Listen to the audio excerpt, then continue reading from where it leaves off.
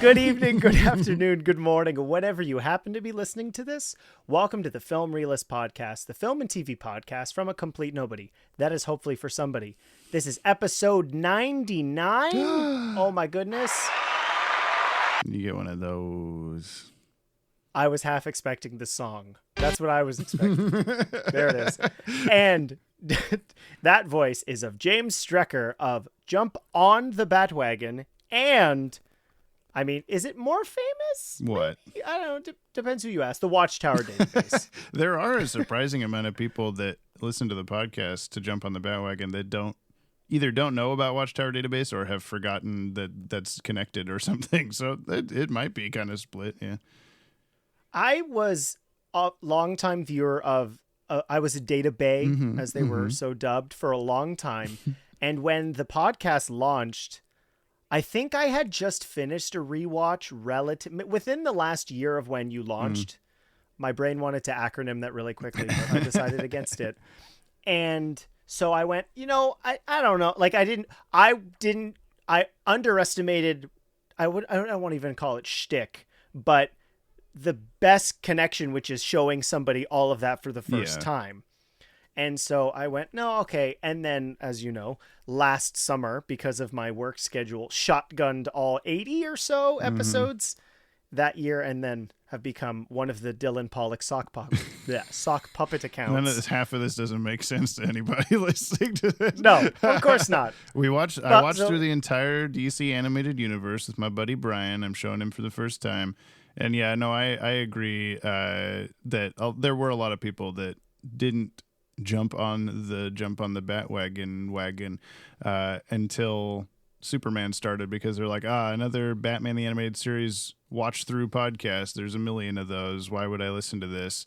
And then luckily it's like, oh, I know why I'm listening to this now, because I should have been all along. I'm going to go back to the start, blah, blah, blah. So it's there. Yeah, it requires 65 episodes, or whatever it is, 84 if you include the new Batman or the Batman and Robin adventures, about 80 episodes of lore, and then we've just kind of been along the lore since. I have been a guest on the show, and it's super fun. And you were on the podcast to review Crisis on Infinite Earths Part 2. Yes.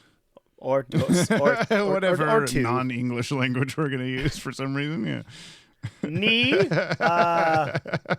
The Knights Who Say Crisis on Infinite Earths Part Knee. Yeah.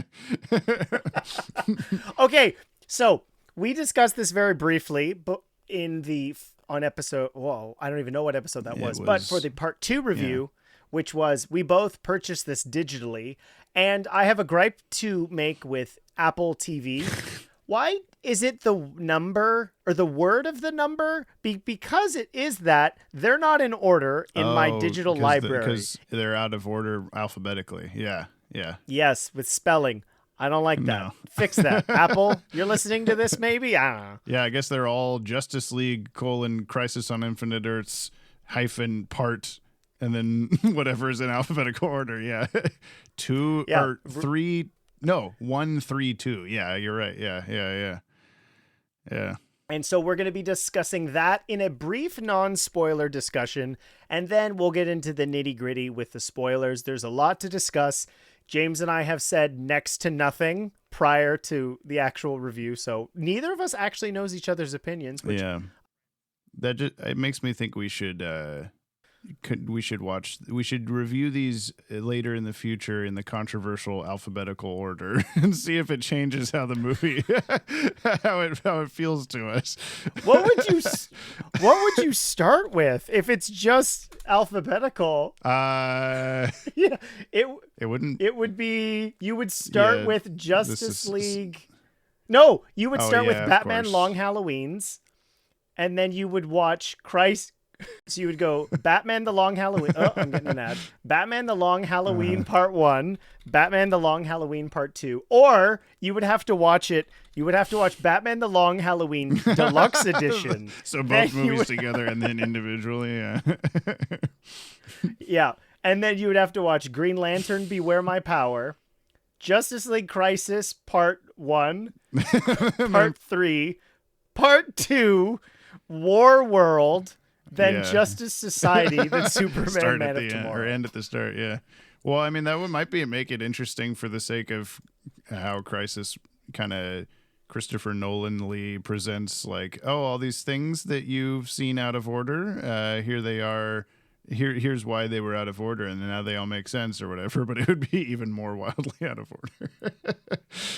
Oh yeah, for sure. That might be fun. I did revisit most of them before watching part 3. So I don't have this sound clip, but if you could send it to me, corrections speed run, things we messed up last time. I just said it new. I said I knew that every single time, so I could just say Perfect. it. Yeah. All right, go. Correction speed run. Stuff we messed up last time. There you go. Everyone clapped. This is perfect. This is a non-spoiler, so you jump off this statement and we can kind of get into non-spoiler opinions. I can't believe it. We've been searching for you for 8 months. Diana, thank God you're all right. Thank the gods for this gift. 1 billion people have died all around me. Which is, you and I talked about a lot of elements in Crisis, part 1 and 2, about things not being necessarily connected in the way that we were used to. Sure. And I owe a massive apology to everybody involved because I complained about Superman with cheekbones and completely forgot that he was introduced in Justice League Society. Oh, I didn't forget that. Did I? If I said I forgot that, then I didn't mean to forget that. Yeah. So a lot of the connective tissue worked out much better for me this time. So yeah, I think I did not get a chance to rewatch anything before this part 3, but I think that if I did, I would probably have a better time with it. Like we had talked last time about the way that the movies are not like as publicly known or whatever as your MCUs and that kind of stuff, where there's still a lot of interconnectivity and a lot of really brilliant writing that brings everything together, but the average person that picks it up on the shelf on Walmart might not get all of that. Like they might not even know about it or know to look for it or which movies is connected to this and whatever. And so yeah, I think that there's a lot of good stuff with that that I probably would pick up on more had I gone back and watched through it. And so I want to, is what I'm saying, is I would like to go back and watch Man of Tomorrow through this to be like, oh my God. Because I think last time we were going, was Dr. Fate in the Justice Society movie? I don't even remember. And I feel like he apparently was, but so I would watch that and go, oh yeah, I'm an idiot. Yeah, it was a different experience. We're going to mention what we talked about in part 2. I'm going to leave the whatever podcast link or platform you use for this in the show notes if you didn't get a chance to listen to that. And you're just jumping into part 3. Please tell me who you are, because I would love to know somebody who just listens to the conclusion of something and then goes backwards. Kind of like the Tomorrowverse in alphabetical order. Yes. Which is that we discussed a lot with part 2. One was an interesting origin story for the Justice League amongst the Tomorrowverse. Now, if you don't know what we're talking about with this, probably should explain, I guess. After the ending of the Tuckerverse / original run of the DCAMU, the DC animated movie universe, a new shared universe was started off with Superman, Man of Tomorrow, and it's since been dubbed, as we will frequently say, the Tomorrowverse. And part 1 setup was pretty much the origin story of that Justice League, because it had been something that had happened off screen, which was the setup for part 1. And one of the areas I know you and I struggled with part 2 was it was a lot of origin story to Supergirl and then a lot of setup for Psycho Pirate. And you and I both hoped that part 3, having part 2 function as a lot of legwork to get to the conclusion, I'm happy to say I really did feel all that work put into 2 made 3 just flow so organically from all of the different seeds laid in the previous 2 parts. Yeah, I agree. I think that while I still think part 2 had a lot of like struggles or whatever, viewing the full package was luckily, as we had hoped for, I think pays off a lot of that.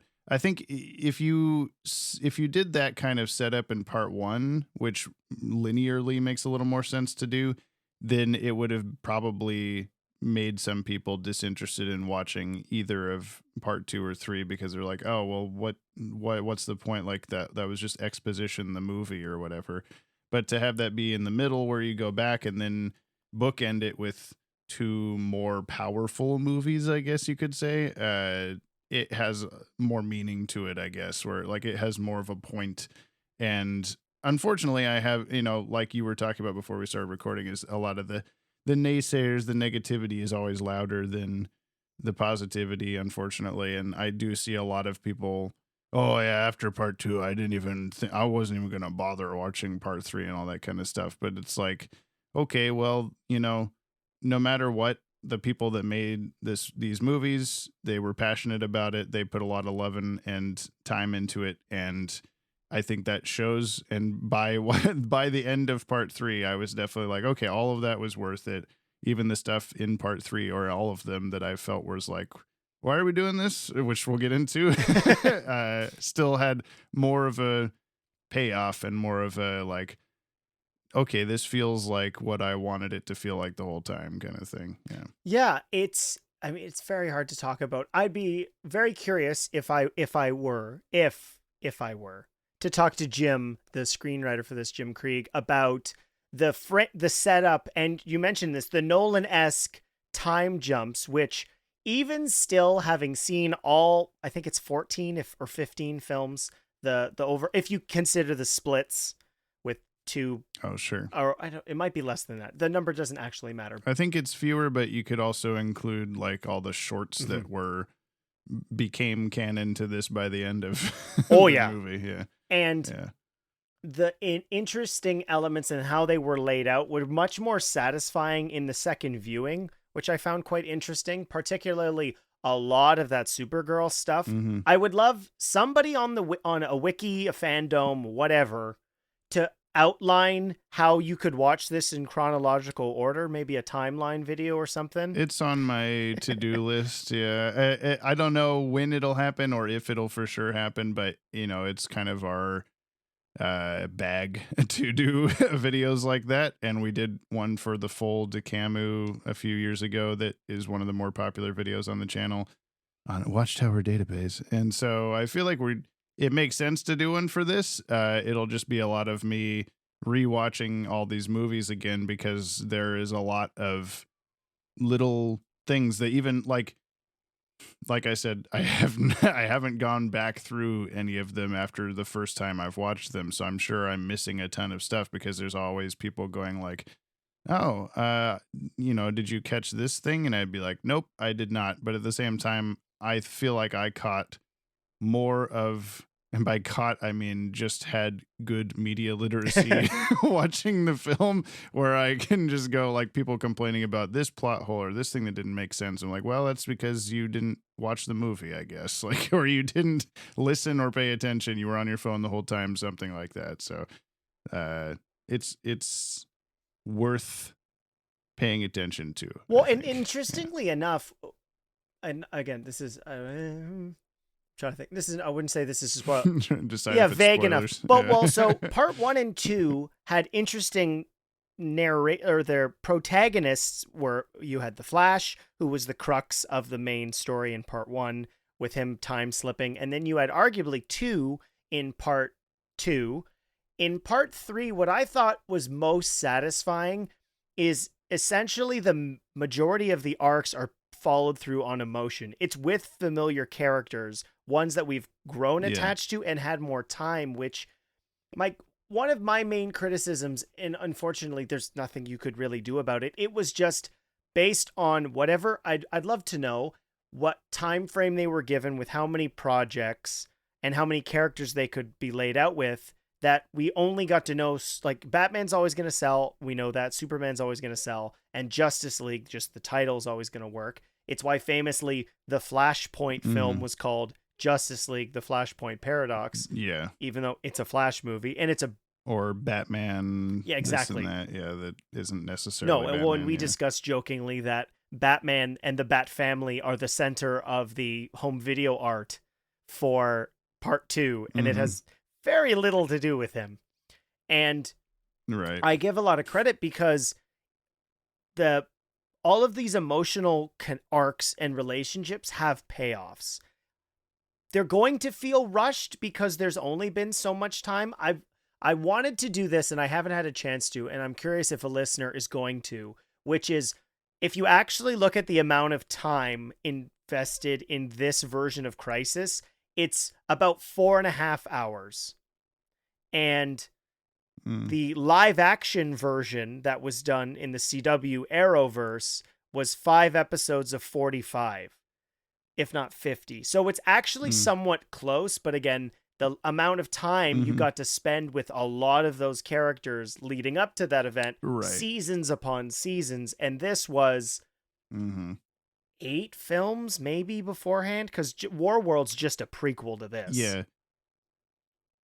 There was something that when we talked before about part 2 that we had a lot to say about how we wish we had gotten more time with these characters before the Crisis stuff, and it didn't make much sense in terms of how they structured the movies or why they, writing decisions they would have made to get to these plot points and that sort of thing. I think it's important, almost just as important as the movies themselves are always the behind the scenes aspects of the why and how of how everything is made. That I like to, we try our best to take into account on Watchtower Database videos where there's not only the, internal level of what the story is and character arcs and all that kind of stuff, but there's the external writers, producers, directors, their thoughts and opinions on things, the motivations they had for certain decisions and all that kind of stuff. And I have come to understand that they at least hoped for more films in this franchise before kind of getting the axe of being like, hey, we don't know who it is going to be yet, but a new person is going to come in to completely redirect the DC Comics film industry and we don't know the future of what you're going to do, so you need to wrap it up by such and such date, year or whatever. And then that wound up being James Gunn and all of his plans for all the stuff going forward. And you could take that, some people will and have, as a, well, screw James Gunn. Why he's ruining this and he's, canceling this and that and whatever. I don't see it as that. I do see it as sort of a disappointment. It could have been anybody, anybody would have come in and been like, okay, well, if we're going to start fresh with the live action movies and we're going to start fresh with the comics and we're going to do all this stuff, let's just start fresh with the animated everything, whatever. So from that point of view, it's less annoying to me knowing that, watching these and going well, they did the best that they possibly could with, hey, you get 2 more movies and then you got to do Crisis on Infinite Earths starring people we've seen for 5 movies or whatever, instead of the DeCamu had a very similar, we're gonna stop everything, you have to do one final film, but they had already done 12 or 13 or something like that, or more maybe. So I don't see it as necessarily a problem this time around, or it was an unavoidable thing, so it doesn't bother me as much knowing that. And I think that's important for people to consider when they're going ugh, but the similar stuff that we said last time, we're going, why did they do this now? We don't even know this Supergirl and Superman very well and all that kind of thing. But because of that probably drove them in the direction that they needed to for part 2 being so explainy, because they kind of needed to put as much of that as they could into there, and part 1 had a lot of explaininess also. So I don't blame them for that, and I don't think that they're worse off for that. I think that we got the best that we could out of this, and I'm sure this will not be the last time that we see Crisis on Infinite Earths adapted in some form. So the fact that it's maybe mildly disappointing in general is not something to be well, screw all of this, I'm never watching this again. I have many reasons to watch all of these again, a lot of stuff that I liked.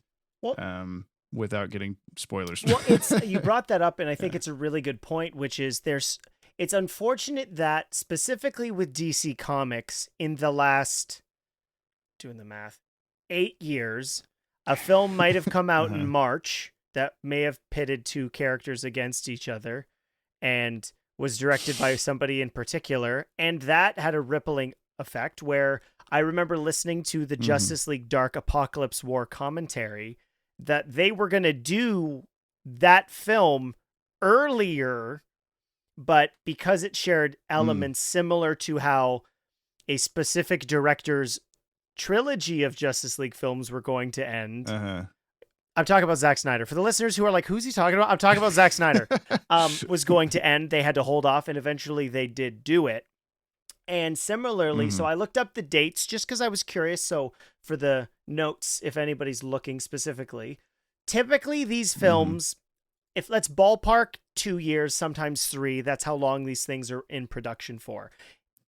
Famously with DCAU extension with Justice League versus the Fatal Five, there's a scene in that quite similar to The Last Jedi, which came out in 2017. And if I remember correctly, Fatal Five came out in 20 or 19. If anything, it was 19. So 2 years after. So that film was in production for at least 3 at that point.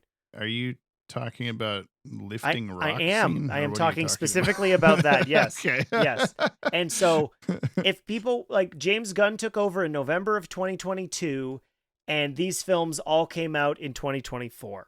So regardless, there was some trees being shaken at DC, unfortunately, because of who runs the big studio. That person we can blame. Thanks, Dave. You're ruining everything. But these schisms amongst the fan base are really unfortunate because they're finding joy in these, I hate calling them this, but products, television shows, whatever. They're just, you're taking everyone's fun away, and stop it. Because I don't like it. Yeah. I want to watch superheroes. I mean, those types of folks' response to that will always be like, what, I'm not allowed to critique something? No, you are absolutely allowed to critique something. I do it. I critique the franchise I hold most dear to my heart every single week with my friend Brian on Jump on the Batwagon. Like we ridicule a lot of stuff to do with those shows out of how much like passion we have for that content and how interesting it is to us and all the behind the scenes aspects of that and all that kind of stuff. And I always get afraid of, am I critiquing it too hard? Am I being too harsh on something? And then I'll always hear from the Rich Fogels, the Dan Rebas, the whatever in our sort of circle of connectivity that are like, well, sure, maybe when you go, hey, I didn't like this thing that I wrote, then I'm like a little bit, that sucks that you didn't like that. But they also know that millions of people did really like that thing, and that the people like me that are critiquing it are doing it out of love for the franchise and stuff like that. And so I hope that when I say something about, well, Crisis on Infinite Earths Part 3 had a couple really stupid things at the start, and then it made me cry at the end, that's a good sign that I still like the movie. Well, that's a great place to. It's an entertaining film. It functions very successfully as a conclusion. And if you have been invested in the fact that this DC original animated, what it was called, DC Universe original exists animated movie in general is fantastic. If you're a fan of something like Harley Quinn and don't understand that with them testing the waters with something like Superman Doomsday back in 2007 to have like, I think Bruce Timm, I'm paraphrasing, was essentially like, okay, we knew we had the kids and their dads. Could we make movies for like their teenage brother or sister, like a little more mature? And DC getting to stretch those wings, leather wings, great episode, Brian. Yes. And have that opportunity to just do more mature storytelling. It allowed them the avenues to go, these are going to be successful. And we've now had from the Decamu, 2 separate universes, over 20 films of storytelling with a wide variety of adaptations. You can argue which ones have been more successful than the others, but I would argue if you enjoyed Crisis from the CW, which I did, the animated version is more faithful and probably more impactful because they had less time to do it, so they need to make it better, which is a great spot to... Let's jump into spoilers so we can spoil everything. Yeah. If you haven't seen any of the 10 Tomorrowverse films, go watch them. They're available all over the place. I digitally purchased them because Warner Brothers, I don't like your home media practices right now. It's bumming me out. I bought Dune. Great I segue. bought Dune 2 twice, and I don't like that I had to do that. Yeah. Do it the Universal Pictures way, where I get the 4K, the Blu-ray, and the digital all in one thing. It's great. Do it the 2010s way, where you get all three. Exactly. I care, Joker. About Gotham. About justice. And if it has to end, at least I go out like this, being Batman.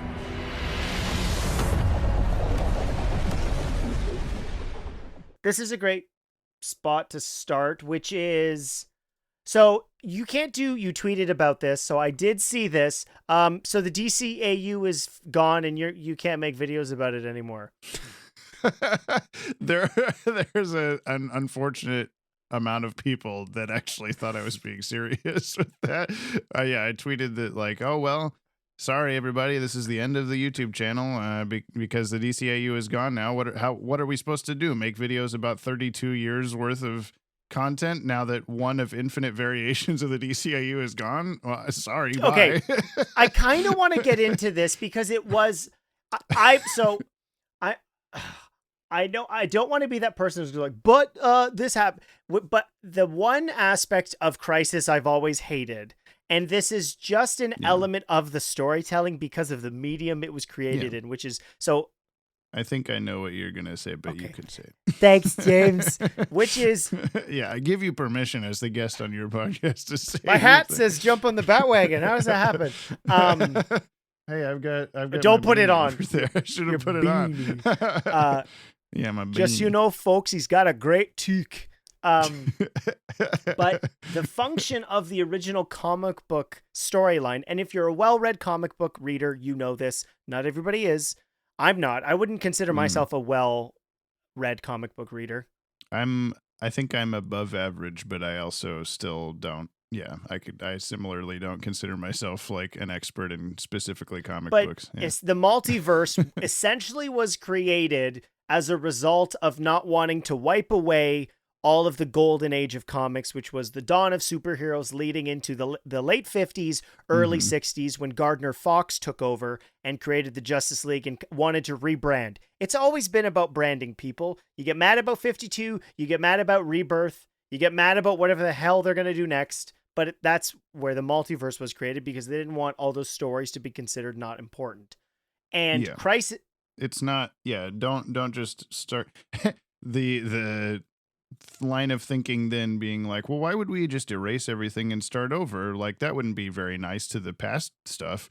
Now they just do that every 5 years, but everything still continues to exist. Exactly. In some form, and Crisis became a function of there's too many parallel Earths. We need to funnel everything into one Earth Prime. And the way that the live action Arrowverse television series did it was it pretty much did the same thing with everything, but I think because we saw a lot less of the actual movie multiverse, I mean, they wiped out 89, and I think that might have been the only one they wiped out in that version, but this one, it wipes out a number of them.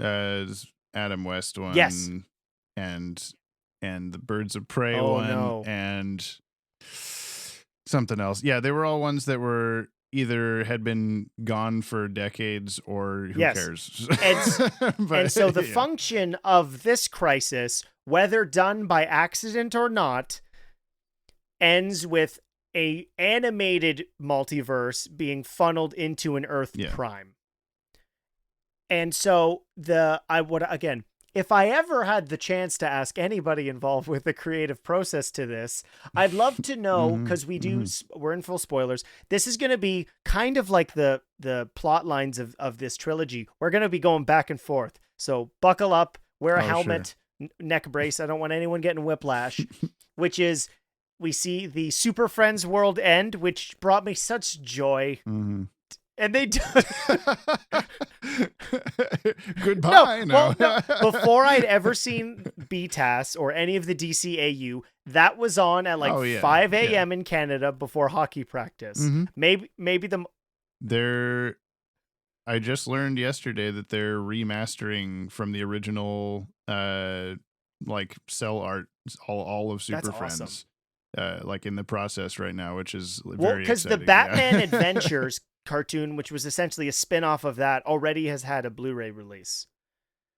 Yeah, that and New Adventures of Batman and the Superman one. Yeah, they're making their way through them. Yeah.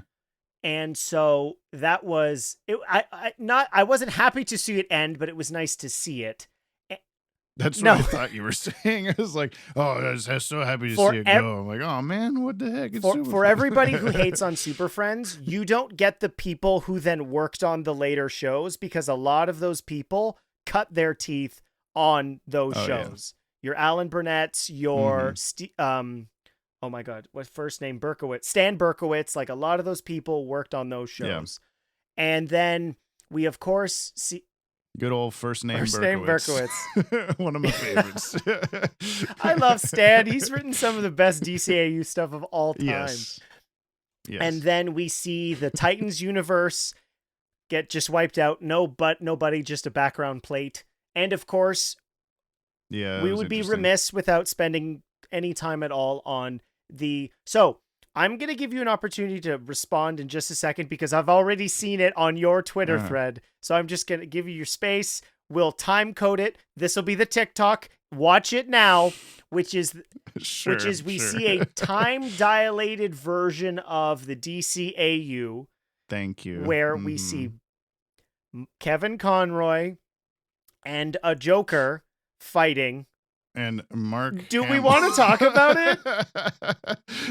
I don't know. I don't know what's like, if it's supposed to be hidden behind some kind of weird liability something. So like it seems to be nobody wants to actually reveal what's going on with that, but I feel so sure that it's not actually Mark Hamill, even though he's credited and all this stuff. But I don't know, man. If I were to bet money on who actually voices that, as I texted you, I think it's Jeffrey Arend, because he's already doing voices in this film as Psycho Pirate, and was also Hush whatever. He's Riddler in Batman Hush. But yeah. Hush / I haven't realized I spoiled the actual thing first.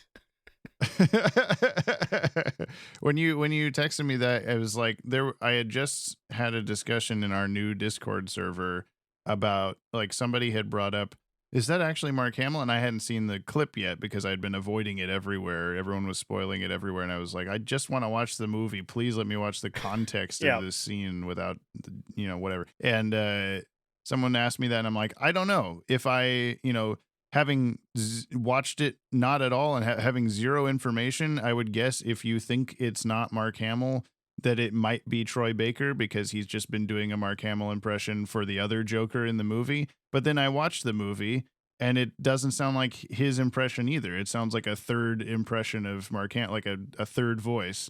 But yeah, Mark is credited. The whole lead up to it is that every time that we would see some article or whatever about, like, Kevin Conroy and Mark Hamill back together for the last time on the thing, Mark himself would never retweet anything. He would never give any sort of commentary on that. And then at nowhere else could we find any confirmation that he was actually going to be in it. We were just kind of assuming. And I think even we put it out there in a couple of our, like, breaking news shorts and whatever of, like, yep, Mark Hamill's coming back, because we had no reason to believe he wasn't. But then watching the movie feels like we messed up. But did we? Because who knows? Someone else is being credited as Mark. I don't really know. I just feel like I'm not supposed to necessarily talk too much about it, in that it feels like something that is almost like a touchy subject or something. I don't know. Nobody's really answering the question. It is. So maybe by the time this comes out 2 days from now or whatever, it'll be answered. Well, that was the funny part. We were texting and it was, I think you're like, it's been out for a day. Was when we were talking about it. No one's talking. No one's answered the question. Yeah, it's been out for 24 hours. Kyle, calm down. And so, all right. So let's move away from that. And yeah, sure. Yes. Regardless of it being Kevin's last performance as Batman, a lot of people reacted negatively to what happened to his character in Suicide Squad, Kill the Justice League. And which I've still not played, but I know supposedly. Well, it's not free good. on Amazon Prime on PC, I think, now. I know. I pre-ordered it even. Like, I paid more than normal amount of money for it, and I still haven't even opened it up once. There you go. But the reaction to that, not acceptable. I understood it was coming from a really emotional place. We've lost Kevin. This is all we have. And understandably so, Warner's went, okay, we know we... Just exactly, so you know, which was it was throwing water on a fire that should never have been there. The fact that and if you are listening to this congruently through the whole thing, and James doesn't know this, I'm telling him, he's finding out after you, the listener, which Secrets. is interesting. Which is the audio clip I'm going to put in before we go into spoilers is Kevin's his line. Yeah. Okay. And I watched it. I thought about it. I watched the movie again, and it wasn't until I just watched the clip for cutting it in for this where I'm getting emotional talking about it now. Oh, yeah. But I'm so grateful to have this as that.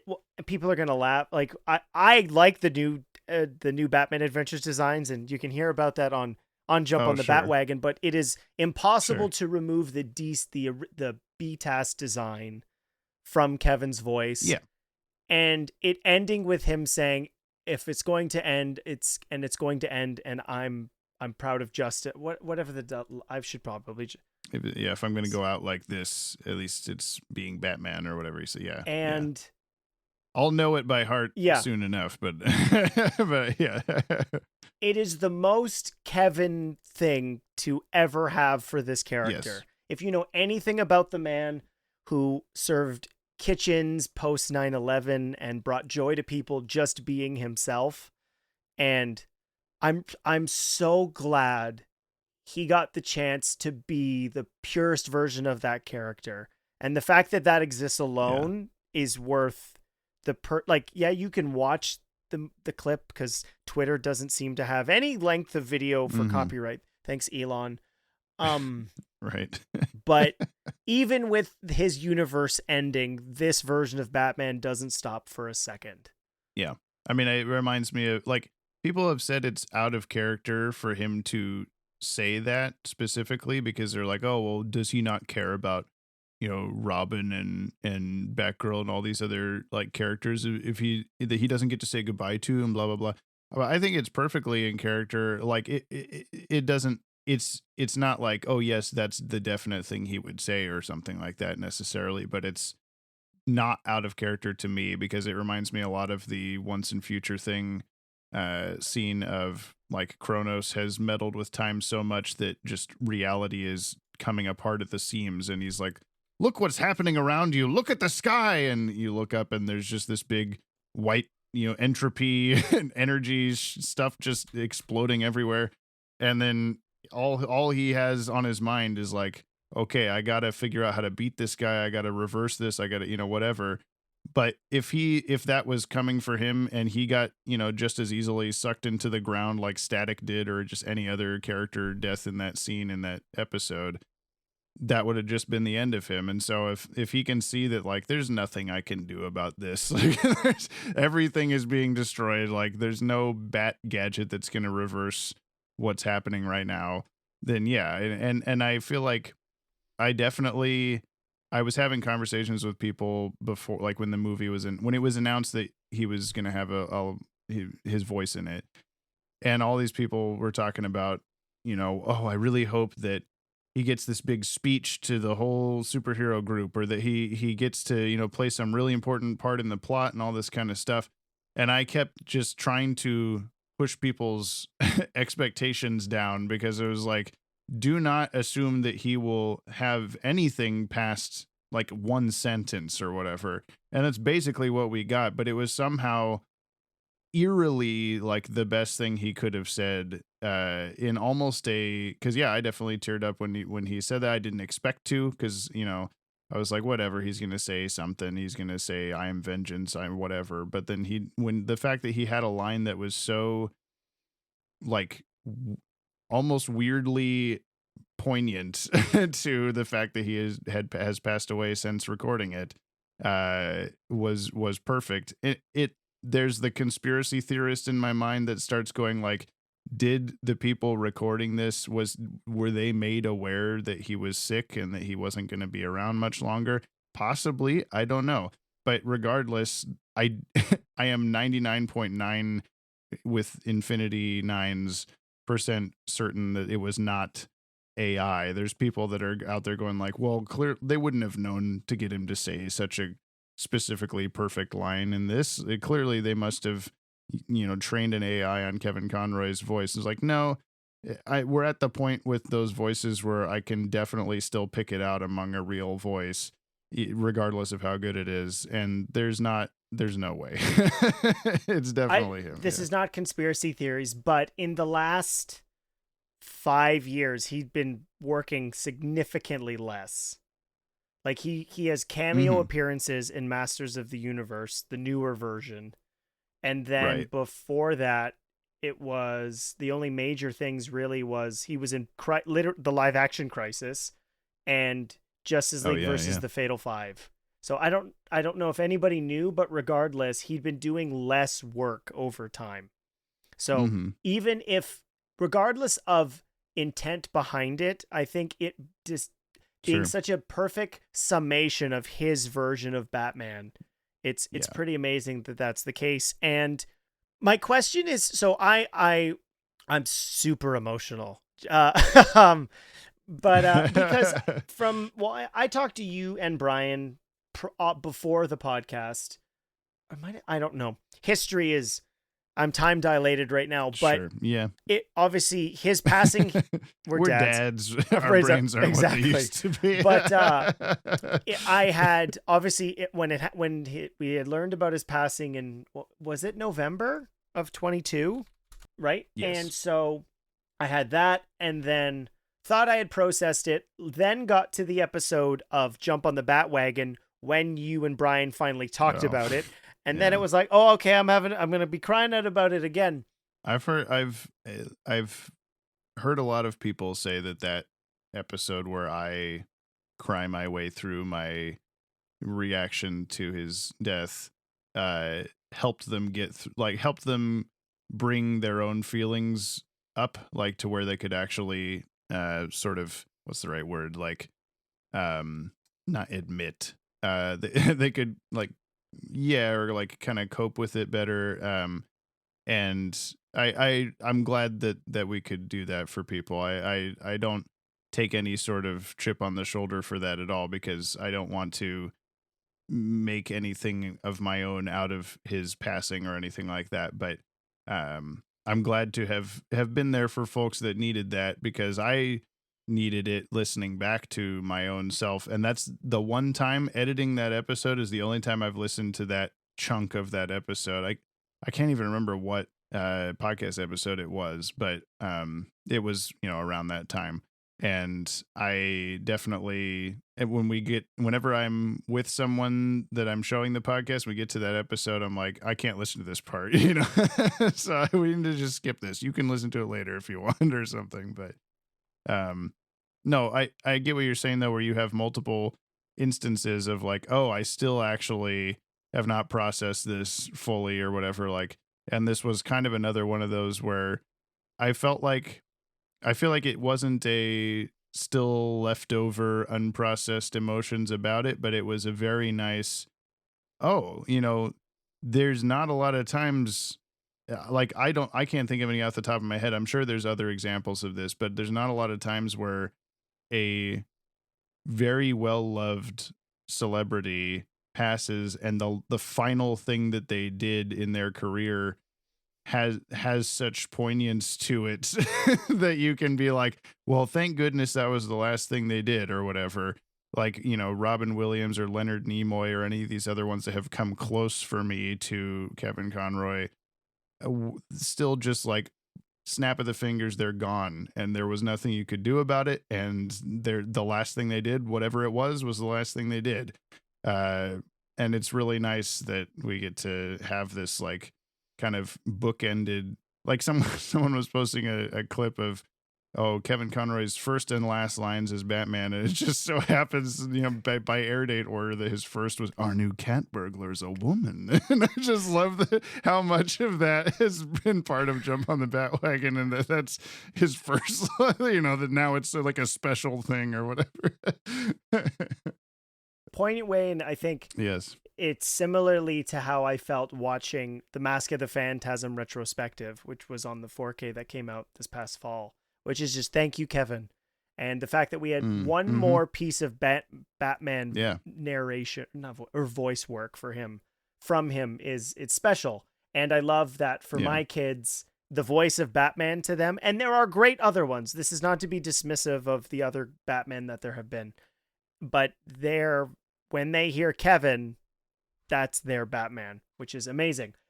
So outside of that, I was going to say, I think it's hard not to talk about this so much, but there is a lot more movie. So outside of that, there is no real other voiceover. My brain is mush now because I'm a sad mess.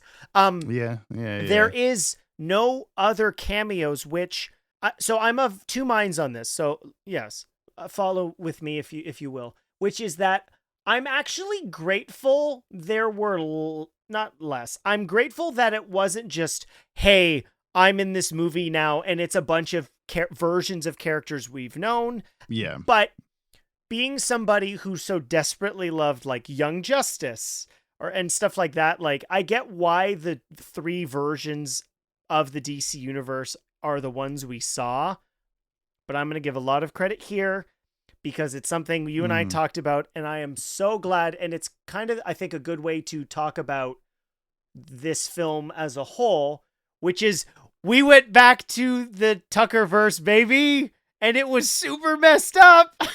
They killed a baby. Oh, yeah. Yeah. So we see the Flash carry out the universe resetting, which is not at all what I expected it to be, which is Constantine kills everybody. I didn't know that I really needed more than what we already had because, the end of that movie was basically doing another Flashpoint. Like I think he even literally says that. I think Constantine is like, you got to do another Flashpoint. Like, I'd have to go back and watch that ending of that movie again. And I'm sure that it's snuck in or whatever, but I'm almost positive we don't see Constantine do his little like shoulder blade spell that he does on Flash. He just he just says like, well, we're royally screwed up. You got to go do the thing. And then he runs off into the sunset and everything explodes and the movie ends.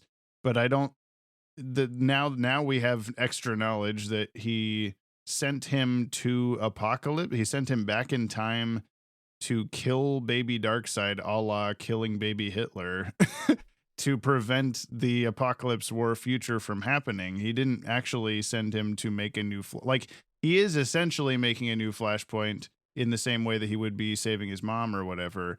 But to call it that is strange when he's really just like making a new timeline.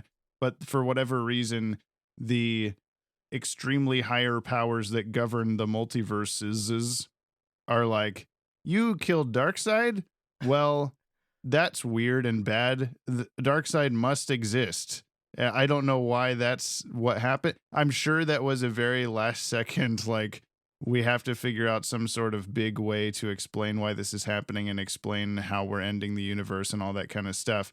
But it was very interesting to be like, yay, we beat the Anti-Monitor, we blew him up. And then just kidding, he's one of like infinite Anti-Monitors that are like white blood cells here to destroy us because we killed Darkseid and we didn't realize we killed Darkseid. It's just a very convoluted thing, but I actually liked it a lot, weirdly. I think that because it was all very tie all the strings together, and it was all like unexpectedly coherent in everything. Yeah, it is. And I'd love to ask, because there's a couple things where it's like, and I hate getting into the weeds with some of this, but what I love that's now happened is we got Justice League, the Flashpoint Paradox, which was just at one point an independent film.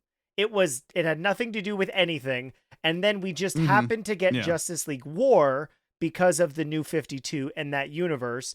And it wasn't in the Decamu. It wasn't until Suicide Squad Hell to Pay that we learned that universe had been created when Flash reset everything at the end of Flashpoint.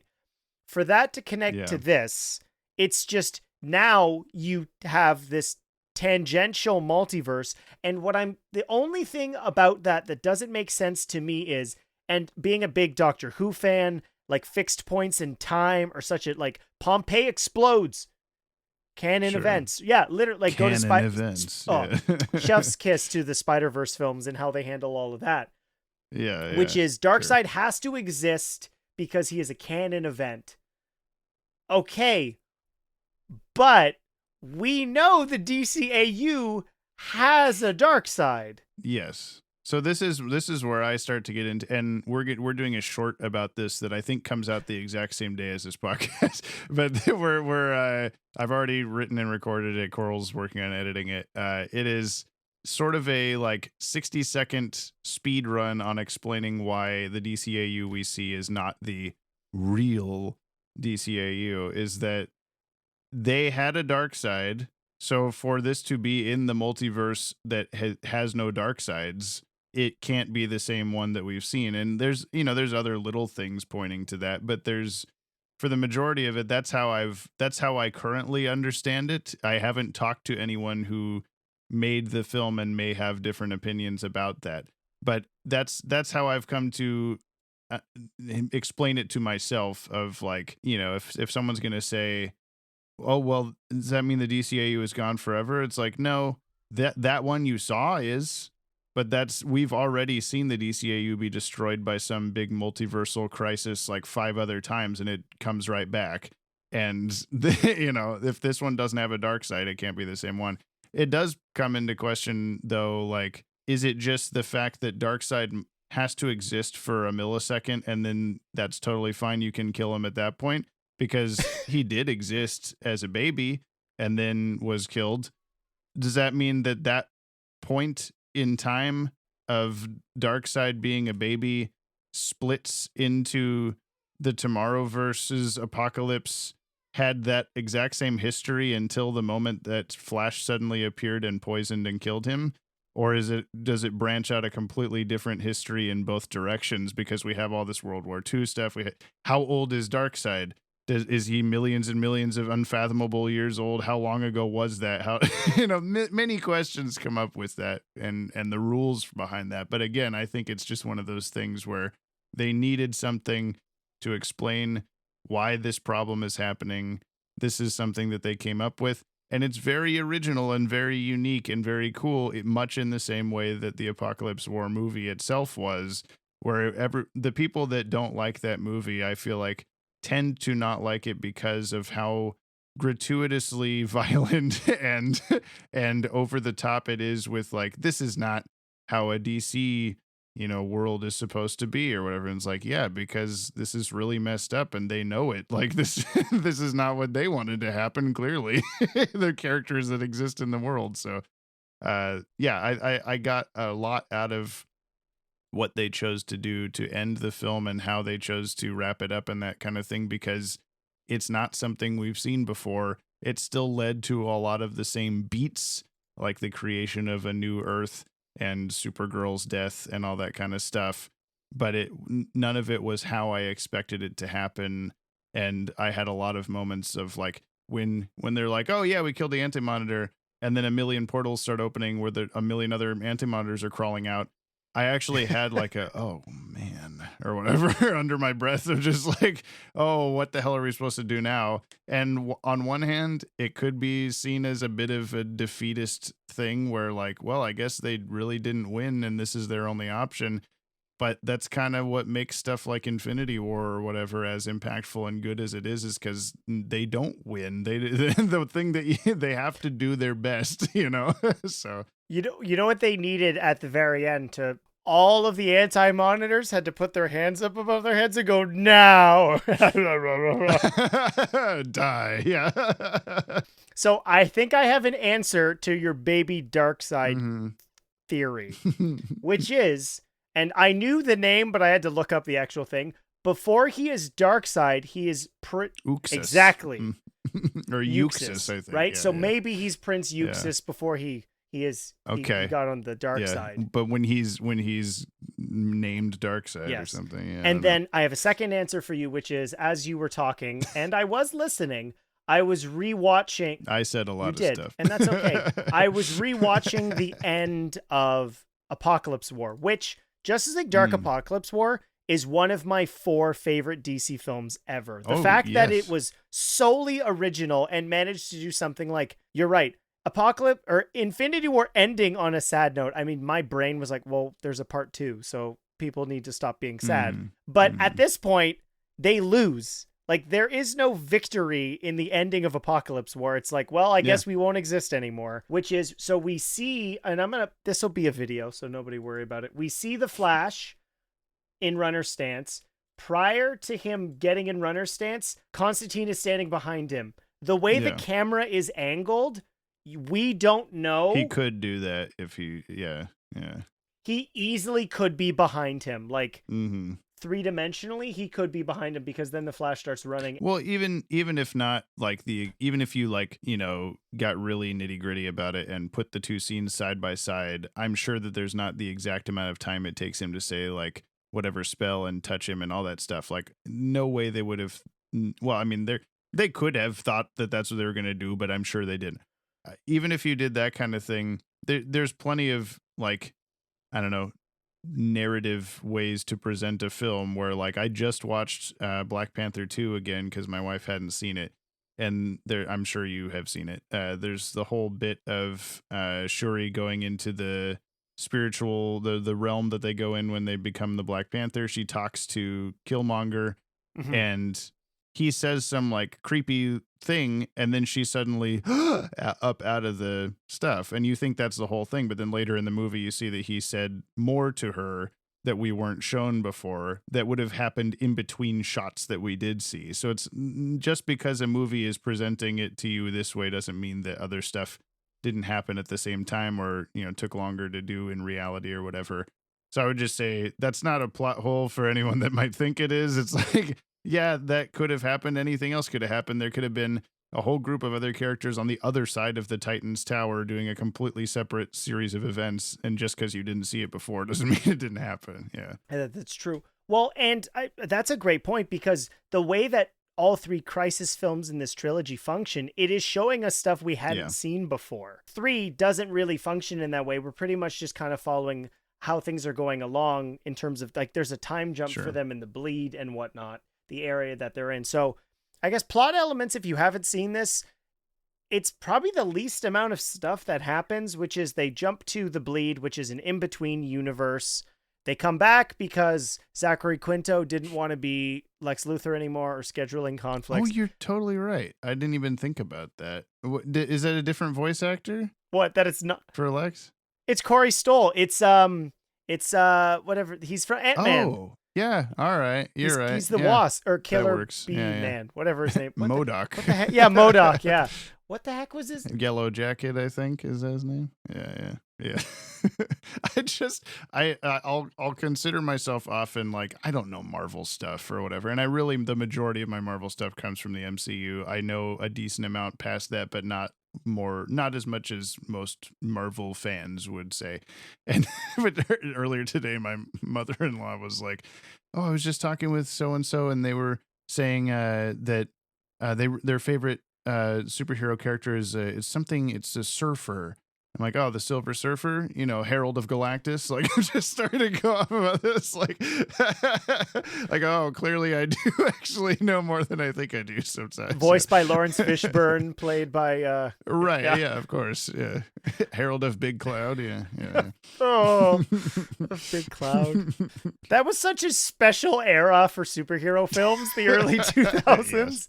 Like, it will never be... what do you expect? Yellow spandex? Yes, please. Okay. Finally getting it. Did you watch X-Men 97 yet? Or have you not?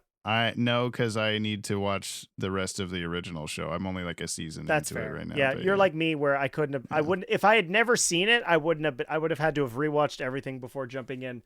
I guess the major beats to talk about really are like some of the crisis level stuff. And this really did help my rewatch and understanding the chronological story for particularly Supergirl. Her being blown off of exploding Krypton, living with the Monitor for probably 25 years, give or take, because Kal-El has to go from baby to man, and then then she shows up in Legion of Superheroes. So like timeline, good luck. But in terms of like what her journey has been, for her to show up after her adventure and then them to have been like phased off to Warworld, like the serious connection that they feel. And it's unfortunate just because of length of films where they've really spent little time together, but you get that connection from Darren Criss's performance, particularly his version of Superman feeling to me. And I'd love to ask Jim about this, which is you strategically had different versions than I would say we were used to in the other animated universes with this. Like I know a lot of the same crews were involved with the Takamu 1.0, and then this version, like we talked about in part 2, Batman being like the loner. I don't work with anybody. Yeah. I was in Supernatural for 50 I'm just years. an Echoes. I'm just an Echoes. I might have been a Red Hood from a different time. I forgot a joke I was supposed to make like 10 minutes ago, which is this there's going to be like a doodle-doo cut, which is this DCAU is adjacent. Adjacent Todd. Yeah. Adjacent Todd. Maybe this is the DCAU where Jason Todd happened. We don't know. Sure, yeah. It's entirely possible. I saw someone going like, anytime you have a problem with like alternate universe DCAU, just say it's the Brainiac Attacks timeline, and that's all you need. That's all that it matters, no matter what. Oh, how did this happen? It's Brainiac Attacks. It's whatever. It's the BA. It's the DCAU BA universe. Yeah. The Kaboo. And so her having the sacrifice and it being probably the most significant image in all of Crisis, which is Superman, of course, right? And used for the home media cover for this film. Yeah. And like you said, like sometimes there's things where I'm like, oh man, here's an example that I'm sure you felt similarly. They find Wonder Woman who's alive. I have to say this before I get into this. I did rewatch all the films. Justice Society World War II is amazing. If you've not watched any of these, it's so good. And arguably the most important in connecting to a lot of this, which we happen to forget. Dr. Fate, Kent Nelson's just sitting in a chair being abused. And then he's like, peace out. Aquaman, yeah. I'm going to give Shakespeare Shakespeare a Superman costume. And then he's Superman with a really thin mustache. That's for you. Jump on the Batwagon listeners. Find that Easter egg. My name is Bruce Wayne. He's got little sunglasses and a match. Yeah. His last name might be Malone. Actually, no, it'd be Malone because he's French. Because he's Canadian. Yeah. He's Canadian. French Canadian. He's from Quebec. What do you call matches in Canada? Something stupid? Fire sticks. Of course. Yeah. Make a fire sticks. Where was I going with this? I don't know. We're talking about Supergirl, and with that, the investment of that character. Oh, here we go. I remember now. We were talking about watching the movie and going, I don't, and then it making you emotional, which is Yeah. I laughed out loud when they found Wonder Woman on the Earth she had been on that was overcome with shadow demons, and she's immortal, and this is a story element that is important. It's not just throwaway, which I appreciate. Anytime characters speak in this, it's important because they only have so much time. Yeah. And Earth 2 Superman, let's just call him Cheekbone Superman, is holding frozen Wonder Woman, and he looks at Earth 1 Superman and says, "Clark, eat vision." Yeah. But doesn't use his own. Yeah, he could have done it. Also, how does that work? Why does that actually work? Yeah, I don't know. It's Batman and Robin freeze I was logic. just gonna say, yeah. It's just They have just fire 12 the minutes bat- to live. yeah. A bat bomb is all it is. Yeah. Yeah, it was definitely like I was a little worried with that opening scene because the actual like first thing we see is kind of a repeat of the end of part 2, and then the now blah blah line happens again, but everyone goes into the bleed all of a sudden, and I was like, oh, okay, that's an interesting decision, like whatever, that's cool. And then suddenly, yeah, there's a frozen Wonder Woman that's a really goofy scene, and it made me go, why did they even have, like, it was just stakes for part 2 to have, oh my God, did they kill Wonder Woman? And then just to immediately go like, no, we didn't. She's right here. She's been frozen in space for 8 months and we lasered her and she's fine now. And I was like, oh no, is this one going to suck? Like, this is not going to be good. But that and a couple other things near the start were the only times that I went like, uh-oh. And then it immediately just started getting like better and better. And it had, I don't know if you had more to say about the Wonder Woman thing. I had a bit about the Supergirl death, but I can get to that after. Well, no.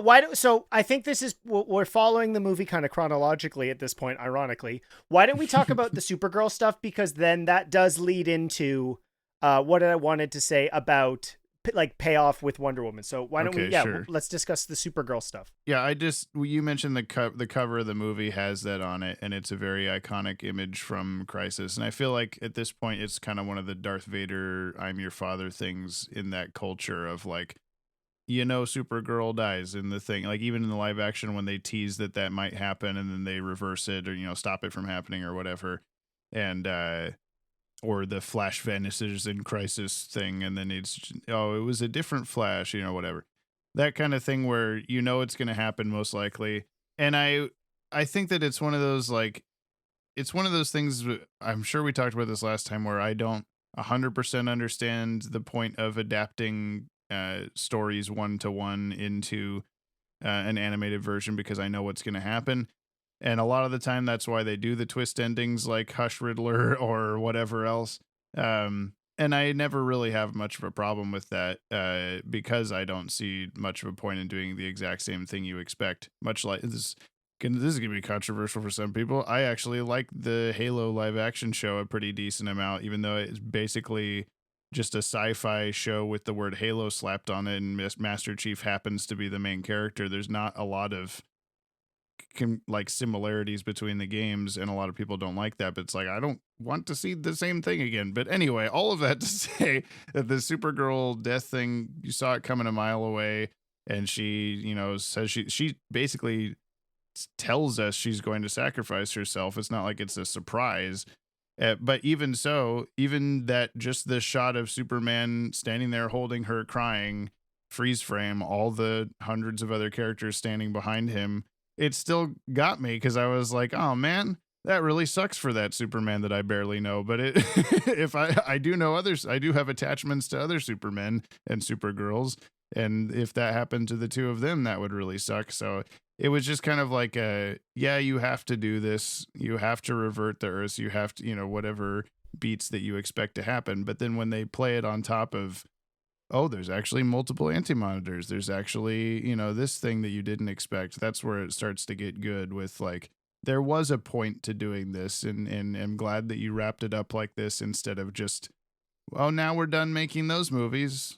Now we're doing these movies. Like it's nice that they get conclusions and there's a lot of originality to that conclusion. Yeah. These developed relationships so this is what I was going to talk about with Earth 2's Wonder Woman and Superman, which is like she loses Steve Trevor in that film. And this is, again, if anybody hasn't watched these, please don't jump in and just watch parts of these, because even like this is James and I when we talked about part 2.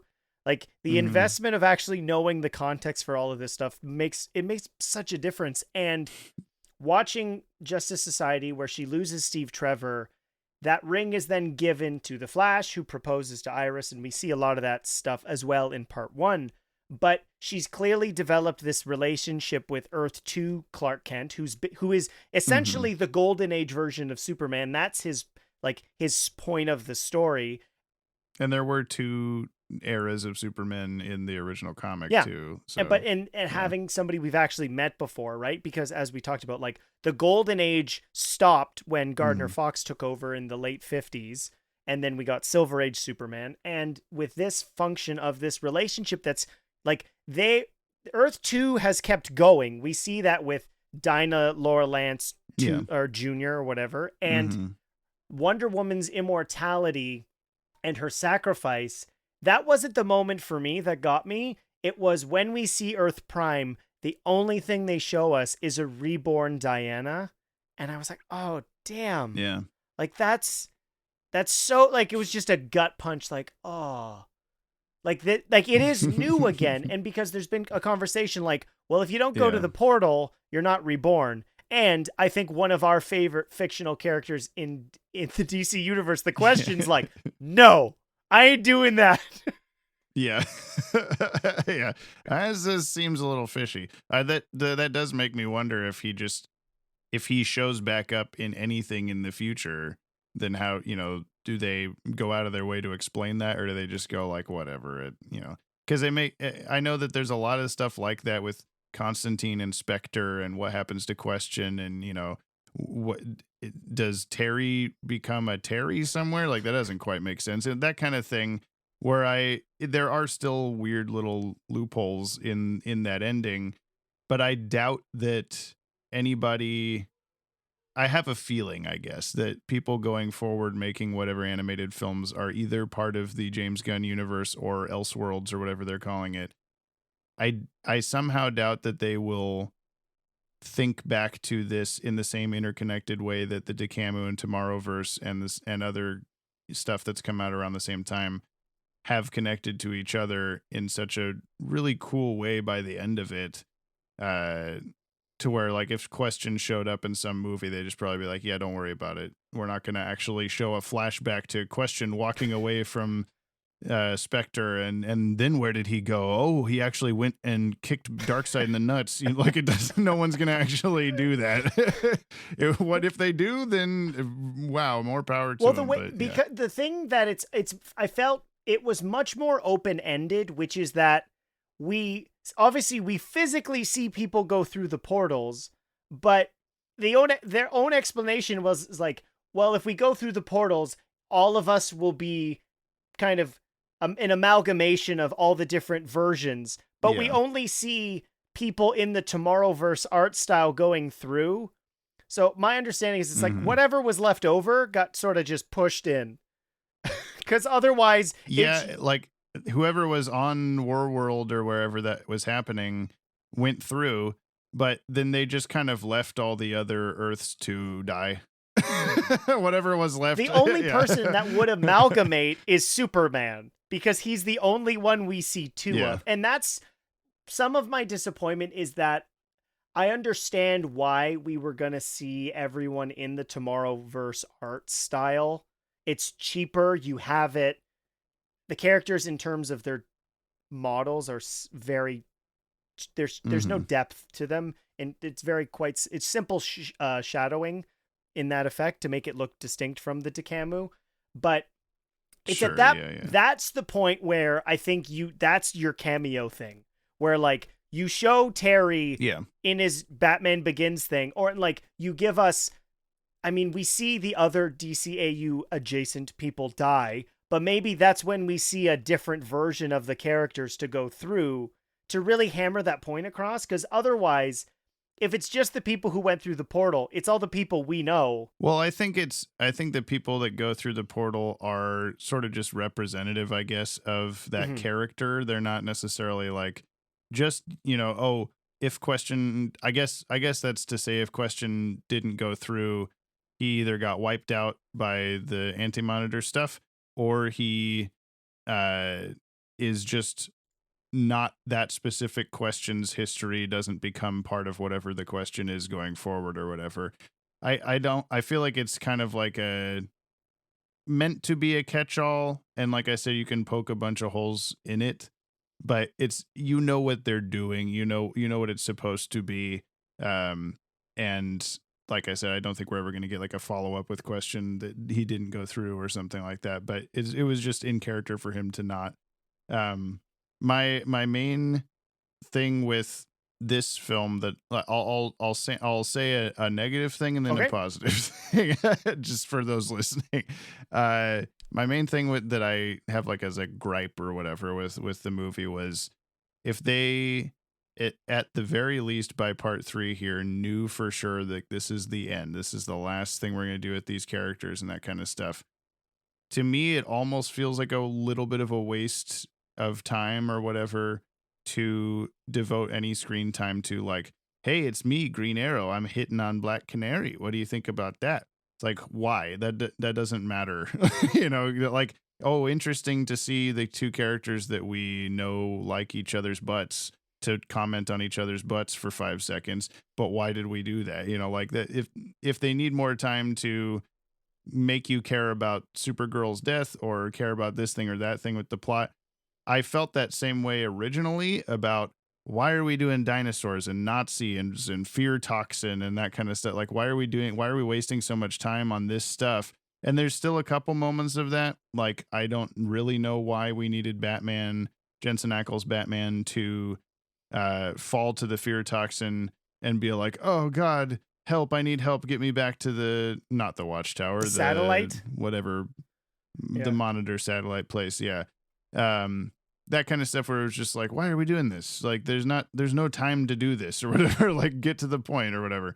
But I think now realizing that like, oh, well, the dinosaur stuff was from the end of the Losers short. And this thing with like, it's all connected, Agents of S.H.I.E.L.D., where some of that at least had meaning behind it to where it was not just a random thing. It was like part of stuff they'd been setting up for years and that kind of thing. But then on the other side of that, to say something positive, I just think overall these movies, because of their originality and attention to their own detail and the fact that they're made by a bunch of nerds who like these types of stories, so I'm sure are big fans of Star Trek, Doctor Who, these kinds of franchises that have made presented stories that give them goosebumps. They want to make their own stories to give other people goosebumps. And I appreciate that wholeheartedly because I don't think that gets talked about a lot. And a lot of the time when I'm watching these movies, I'm like, that thing right there that just happened, that was for me. Like, they knew that I would see that and get that and understand the connectivity and see the continuity and see the cool plot twist that you just did. Most of the people that watch this aren't going to understand that.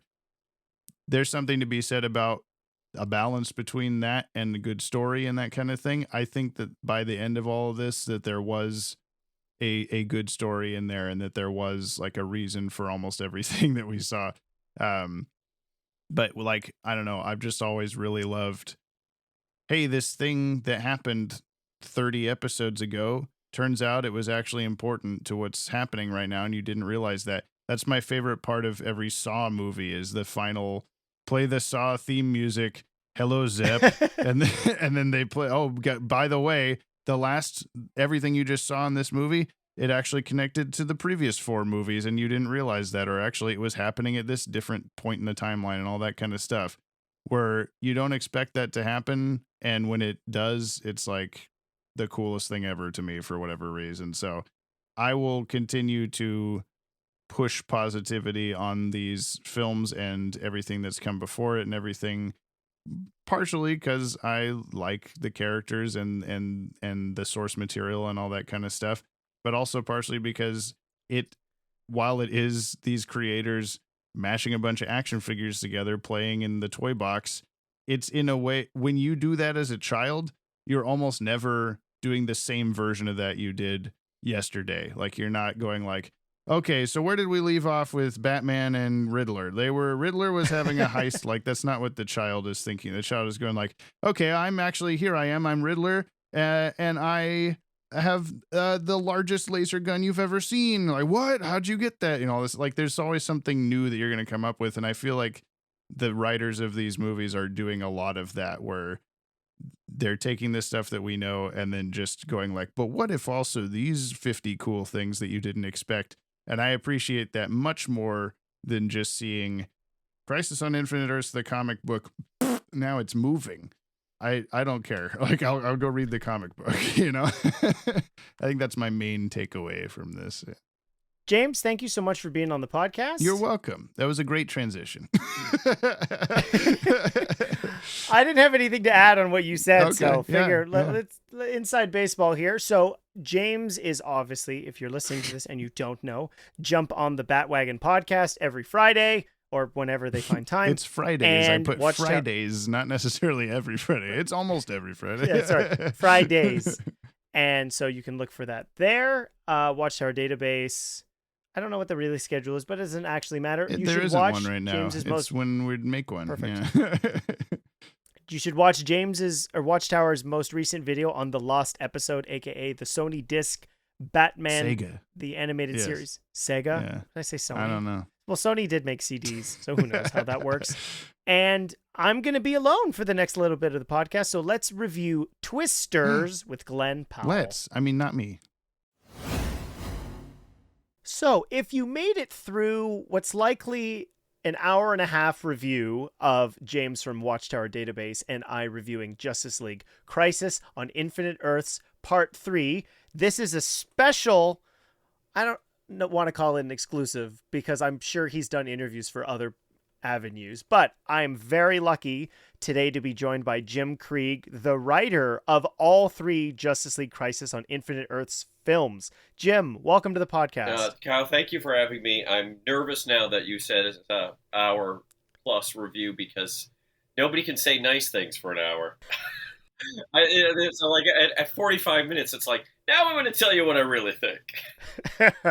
Well, it was a comment from a listener, so appreciate this, Jermaine, who said, typically, even if it's a film I didn't enjoy, I always try to be constructive because just taking the piss out of somebody, that I don't find that fun. Well, you can do that with anything. I can do that with movies I love. It just.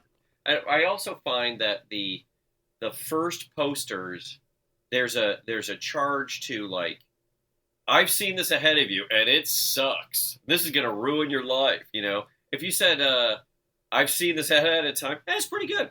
Nobody responds to that post, so I get it. And there's of course just legitimate hate as well.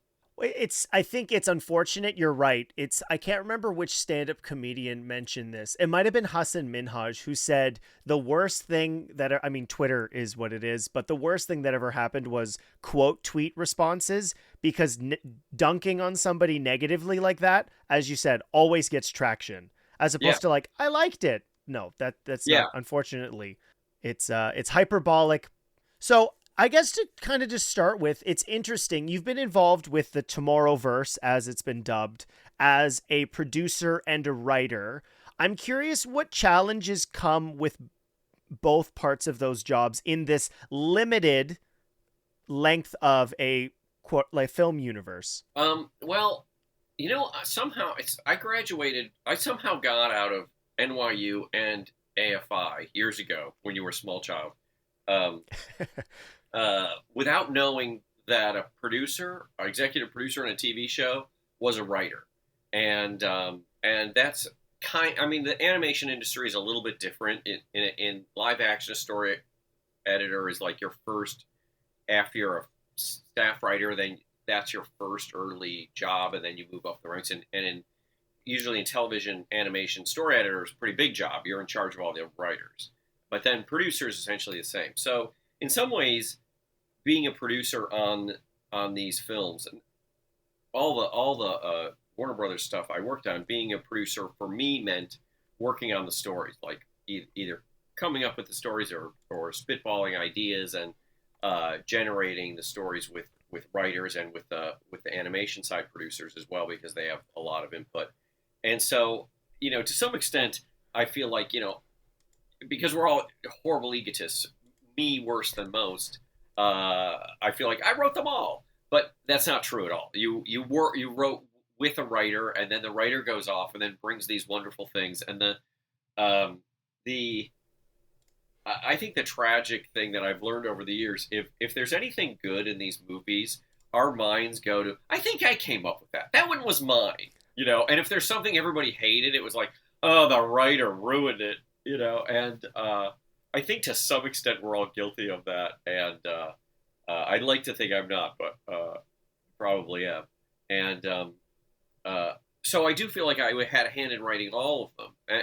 For me, I'm a very external processor, so it's a joy for me to sit down and talk stories, especially science fiction or superhero stories or comedies with writers and producers, and it's, I think it becomes more than the sum of its parts, and everybody comes with something, and it becomes something pretty exciting. That's why it was so difficult to do these. Both of these were done during the pandemic. At least Warworld and Warworld were all done on Zoom with masks and stuff. And that was challenging for me as someone who would go to Home Depot as often as possible because it was the only store that was open. Lost the train of thought. It was basically the challenge of doing this as a writer and producer. Well, yeah, I think we can kind of feed into what my next question is, because they're kind of connected, which is you worked on what had been dubbed the DeCamu, the longer running shared universe that was the home video prior. I've only ever read that word. I've never heard it. So yeah, it's I credit James. So it's for the original, not even original, but the shared universe for the home video releases prior to the Tomorrowverse. So started with Justice League Flashpoint Paradox. I'm glad I have you here. I still think that's the best Flash movie, period, which you were credited as the screenwriter. Yeah, I am credited as, it's all, so much of that is Jeff Johns. So, I just did that, That's scissors, by the way. I'm not, yes. That's not lobster claws. But I'm curious then, because you've worked with multiple versions of these characters, and as you stated, being a producer, particularly with Warner Home Video, as well as a writer, the jobs are kind of interconnected. How do you think you distinguished these versions from, say, their DeCamu counterparts? Because for me, the one that was most clear was the most independent, afraid of teamwork Batman we've maybe ever had. Yeah. I would say there was an element of, Tim Sheridan might have said this. It was sort of year two. It wasn't that these are year one Superman, year one Batman, but I think there's a youthfulness to them, that they're new at their jobs, and that everything is fresh to them. So they seem a little bit younger than the previous incarnation, and much younger than JLU, who they all seem so old and confident and ready to do the job, and ours are sort of figuring it out. And we had the jokes about Superman putting on a cape because Lois Lane thought Batman's cape was cute. Yeah. And so they seem a little younger in each film, even if they've been doing it for a while, and their relationships are fresh. And I think it frustrated the audience a little bit to do those time jumps from, well, here's our first Superman story, an early Batman story, and then here's the Justice League, and so it went so fast because we knew we only had the 10 films. We essentially had 7 films to do an entire universe. And then, so we had to skip over years and relationship building so that we could try to get them to a place where they were a team and ready to be wiped out by a giant antimatter wave. Which, by the way, is in the book. Not my fault. Well, I think it's unfortunate, and obviously we've had conversations about the response, particularly to the Tomorrowverse, and I find the irony slightly comical, which is that the original ending of Justice League Dark Apocalypse War shared significant similarities to with a previous film director's version of the live action universe affected how that film was released. And then in happenstance. Yes, I think I know what you're saying. Although I'm sure it's been said, but our films take so long to do that we had been doing it for so long, and then those films came out, and we went, oh. Well, in this episode, listeners will hear that I mentioned it's one of my favorite elements, which is in the commentary for Justice League versus the Fatal Five. There is a scene that is very similar to a moment in The Last Jedi. And I can't remember who on the commentary says, but they go, just for everybody's aware, we were storyboarding this 2 years prior because of the length of these productions. And the Tomorrowverse comes to its end just over 2 years after James Gunn was announced. So don't blame James Gunn, everybody, if you have issues. No. I mean, please don't. It had nothing. It's kind of a weird coincidence. I mean, there are going to be a few more DTVs, pre-Gunn DTVs rolling out. Yes, it's an interesting coincidence that we did something and this feels like a real ending and an opportunity. I mean, it's James Gunn; he can do whatever the hell he wants, but we didn't have to give him an opportunity. But it does. At least we got to finish it, and I think in a world where there was enough, entertainment industry chaos that movies would get made and then shelved and never released, I'm honestly, we're all breathing a sigh of relief that we got to release these and that we got to see there, because of the way we put it together. There are a lot of hidden ideas in the earlier Tomorrowverse movies that kind of reach fruition in part 3, not even part 1. They all come together right at the end, and I think it would have been very frustrating to spend the rest of my life saying, that was going to pay off. It was going to pay off. Yes, you got to have a conclusion, which is, in the current streaming climate, exceedingly rare. So I've got 2 compliments, and then maybe I'll be critical, and then maybe I'll hang up. I'm not sure. But, seriously, my spider sense will warn me when the criticism's starting. No, so it's a combination, which is I was a hesitant viewer leading into the Tomorrowverse. I think you're right with my brain went to sports analogies, which are the Tomorrowverse versions as we meet them are the rookies, where Justice League and the DCAU, those were veterans who'd been doing it a long time, and then maybe the DeCamu was kind of like prime.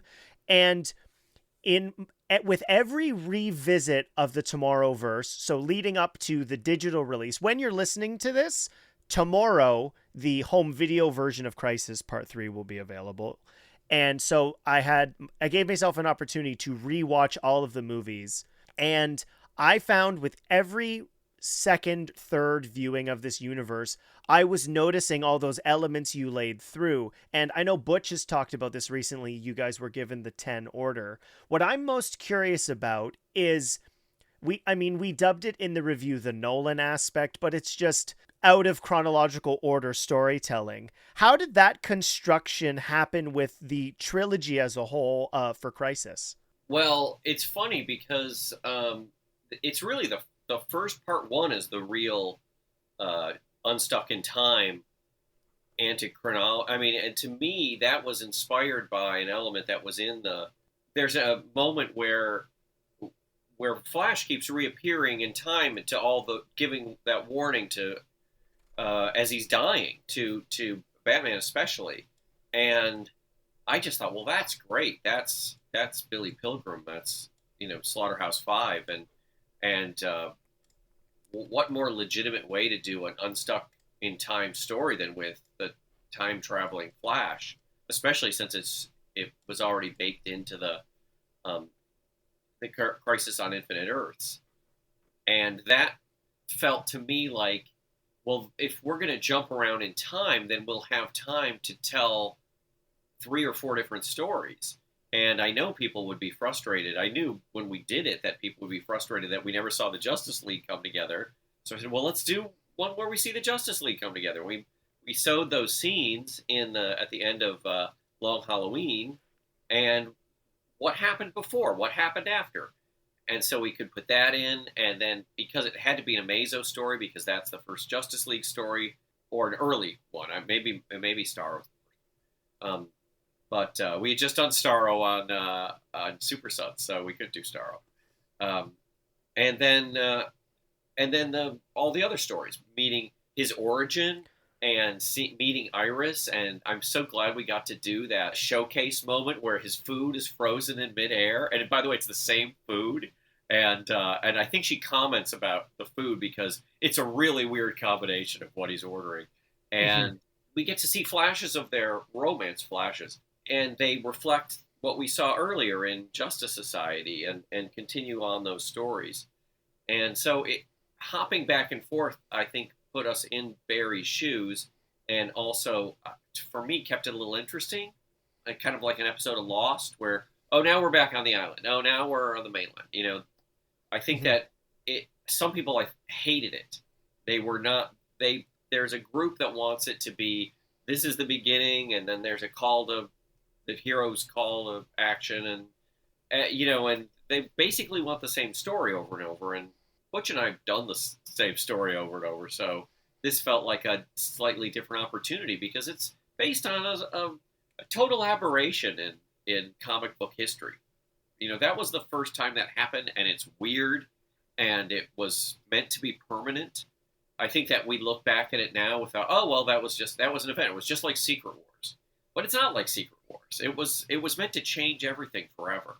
And the fact that it didn't is probably akin to the fact that we all want to recreate the same Justice League that we had when we were 12. And we all do it. And I'm just as guilty as everybody else. We pick our favorite Justice League.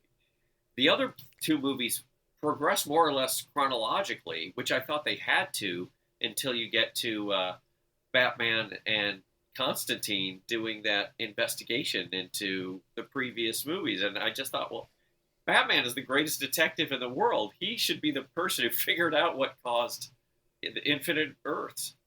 Yeah, James and so cards on the table. I had been a more hesitant viewer of the Tomorrowverse, partially just growing up with the DCAU shades. Let me as comic book pope, I'll just forgive you of that sin, and because we just discussed before we started rolling that we're both Doctor Who fans, and I'm the worst. Every time a new Doctor comes on, I'm like, hate him, totally hate him, never gonna watch this Doctor ever, And I did it with.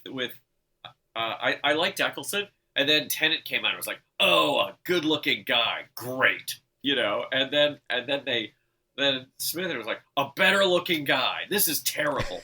And each time I end up like, they're great, they're all great, and I'm always wrong, and so I apologize to the Doctor Who community. Yeah, I don't even want to acknowledge the negativity that came out more recently. It's quite unfortunate, but I hadn't done any reviews on the podcast for any of the releases. I didn't have an avenue where I could really go, this is why you should watch this.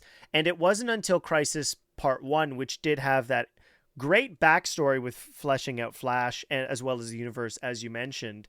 And I thought it was brilliant on how all his evolution as a character. And I mean, shout out to Matt Bomer. He's always been a great voiceover actor. And he did the different ages of the voices. Oh, fantastically. And then leading into part 2 with Supergirl and Psycho Pirate. And then this one, and James and I discussed this, so listeners, this won't be new, but Jim is hearing this for the first time. What I appreciated so much about part 3 was, as opposed to having a singular protagonist, it's more of an ensemble, and leading to, I had suspected the minute we saw what I assumed was a Constantine, as he's a raggedy British man, that this was going to connect to Justice League Dark Apocalypse War. Oh, good for you. Oh, I'm impressed. I was very much hoping that... I wanted to hide it more. I was like, oh, does he have to have a British accent? Do we have to give the actor credit, And, well, because I believe, And I had looked it up in the credits afterwards. It's not listed as Matt Ryan. I think the credit for that goes to Nolan North, and it's not until part 2 when it's actually shown to be Constantine. Oh, interesting. It says it's Matt Ryan. And but as soon as he does the magical, as soon as that shows up, it's kind of done. But the fact that it connects to that made my curiosity spark with, oh, they're actually going to explain what happened. And James and I discussed, we would have not assumed you would have killed Prince Euxis. That was not on our bingo card of how the universe was going to get reset. Well, thank you. I'm glad there were some surprises. There were some surprises for us as well as the thing evolved and took on a life of its own. So we were curious, when did that come up? We assumed it was relatively in the process of this universe, because when Apocalypse War came to an end, was it just, well, Barry runs through time and that's how it resets? Or was the aberration was that thought of back then? No, absolutely not. That was the end. It was basically that universe ended according to when our bosses wanted it to end, and we found a way to end it. And that was that. And as we were building these 10 films, I believe it was our executive Peter Girardi these guys. Peter's a big fan too, and because he read this as a kid and would say, "Oh, it's that crying guy again for Pariah," it's like crying guy. And I believe it was his idea to say, well, maybe you should use a character that we know and care about to be Pariah. And then he or one of us said Constantine was the one who made sense. And then as we moved forward, we realized, oh, well, Constantine is part of the reason that the old universe ended. So that would be a good reason for him to be someone who is tormented by this fact. And because we already know him, the fact that he's crying will, be a little bit more effective because we care about him. If the first thing you know about a guy is he's crying, usually you walk on. But and then once he did that, there was sort of a struggle because you want to make something completely new and not say this is all happens in the shadow of the old universe. But it honestly just seemed too good to avoid. And at that time, we knew that there was interest in doing a House of Secrets short, and that seemed like a great bridge. That it was all supposed to be that in retrospect, you look back and find out that they're all connected, and then we were always afraid people would find out, but it kind of didn't matter because only a few people figure it out, and not everybody believes them, and it isn't so tightly woven that you have to see one to see the next. Although I will say that, and I comfort myself with this, which I'm sure everybody does, but that there are people who have super negative reactions to the Crisis, but I don't necessarily think all of them have watched these other movies or have any empathy with these versions of these characters. And to some extent, and this is a super grandiose analogy, but it's like watching Picard season 3, having seen 1 or 2 episodes of The Next Generation. You're just going to go, I don't know what the hell that was. And it's, for me, that's a perfect season of a TV show because it paid off all these threads that have been hanging in my life for years and did it so seamlessly. I'm not saying that's what Crisis did, but it's what we wanted to do. And so if you didn't have any skin in the game with the other movies, because it was all supposed to fit together like a event in comics where you've got to read a bunch of single issues of comics you don't care about in order to find out who Wildcat is or something, and or why Intergang is buying weapons from the Monitor, which we didn't do. And so that felt like an opportunity. And so I think that's an answer. Absolutely. What I appreciate so much, and the way you described it, I think that was a good analogy, which is being somebody. So how old am I? I'm 33.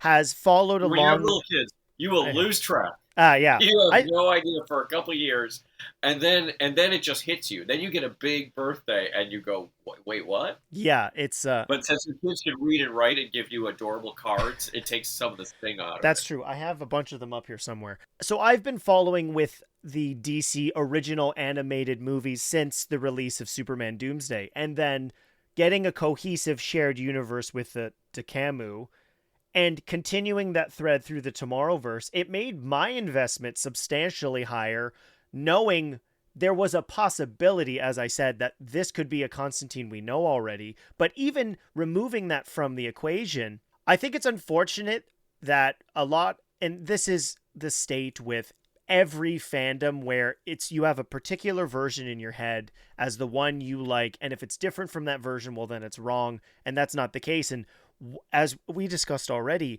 I like the fact that the Tomorrowverse characters felt so distinctly their own, because it made the versions we see in the cameos so much more gratifying. So we see Super Friends, we see some Green Lantern animated series characters. I wonder why. And then we see the Titans. I don't get a buck for that. I made no money off that. FYI. I just love it. I'm just like you. I mean, I'm a fan. So yeah, we did want to differentiate our characters from them, and it's super gratifying to hear that it isn't just the drawing, it's not just the character design and the voice acting, but that there are slightly different versions of the characters that we know. And so seeing them contrasted with the other versions of Batman and Superman and Wonder Woman, it is effective. I kind of have two other things to kind of wrap it up. So one, wait, you didn't say the mean one. You're like, you did you decide to no I could, Jim, it's not mean. It's more of a question just based on construction of Crisis in particular, which is, as you stated, there's these key events throughout Marvel and DC that get reiterated quite a bit. More recently, there was a Civil War 2, which was, in my opinion, not very good. But Crisis had been adapted to live action with the Arrowverse, and one of the elements that they chose to do, which was to make one of the key characters... Before you ask your question, yes, I can't let it go without reiterating how long it takes to make these, and that we were well into our path to get to Crisis when I heard from Eric Carrasco that they're doing it on Supergirl and Arrow, and they're doing it in the Arrowverse, and it was like a freaking morgue at work. It was just like, there's nothing you can do about it. There's no way to change it, and it just felt like I wouldn't watch it at all, except for when Kevin was on. Yes, because then it's some kind of competition. Then you might change things so they don't look like what they did on Arrowverse, or you might see something. Oh, that was great. We're going to do that. Anyway, that's my Arrowverse story. That I still haven't seen it. I hope it's great. It wasn't going to be a comparison, but I will tell you, Jim, I like yours better. Well, I accept that. I think I haven't not seen it. I still think you're right. No, my question was, so, and it was just more about the exploration of the distinct versions of these characters, which is, at the time in Crisis in Arrow, they choose. I mean, it was a happenstance of coincidence more than anything, but Brandon Routh was already in the Arrowverse cast and had happened to have played Superman, so they chose to include a version of his Superman Returns character. My question more so to you is, in the Crisis main cast, obviously you're going to have your ensemble that we've established. Outside of Terry, who is almost a tertiary character, was there a thought to have, say, instead of it being Earth 2's Superman, one that we knew already from a different universe? Honestly, no. Okay. And I will tell you the reason, and maybe this is in a post Into the Spider-Verse world, this seems like a silly comment, because those characters could look so vastly different, and somehow we reconciled it, but they spent more money in 5 minutes of that movie than we did in the series. The actual character designs mashed up together look really strange. It would look like our Superman standing next to the JLU Superman would look like when they used to do cereal commercials and a cartoon character would come and sit next to it looked like Roger Rabbit or something. Because the lines are different thicknesses, and it wouldn't look like I'm sitting next to another person also dressed as Superman. It would sort of look like I'm standing next to a cardboard cutout of a Superman image from a cartoon, because your mind can't reconcile it. Or at least that's what we thought. And although obviously Spider-Man did that so effectively, but it kind of seemed like they had to really build out that world to make that work, and we weren't so sure that it wouldn't be jarring. Which is why there were multiple Earths that were completely separated that we couldn't get to and interact with those characters, and why the BTAS world was isolated, and the JLU world, and the Super Friends world, and the Teen Titans. The Teen Titans, we couldn't even show them because the character design is so dramatically different from ours. It would just pull you out. It would be like suddenly having Tony the Tiger in a movie. It's just it would be shocked, which is why I'm not sure who came up with the idea of just using Titan's Tower, but it was great because that was a structure that looked like it could happen in our universe as well. We've discussed who already has appeared. Were there any other cameos that had to get cut that you wish hadn't? Well, I'm sure sad Hal got cut because the Hal Jordan fans are coming after me with knives. And it seemed like a great opportunity to have Hal do a heroic moment, but we had. I mean, I think we probably strayed into double beat territory already with having so many people show up that Warworld had to be brought there by Adam Strange because of the Zeta Beam, and everybody gets this moment. Everybody gets to do the most heroic thing in the world ever, and then the next person gets to do it. It's like they were standing in line to do the pivotal moment.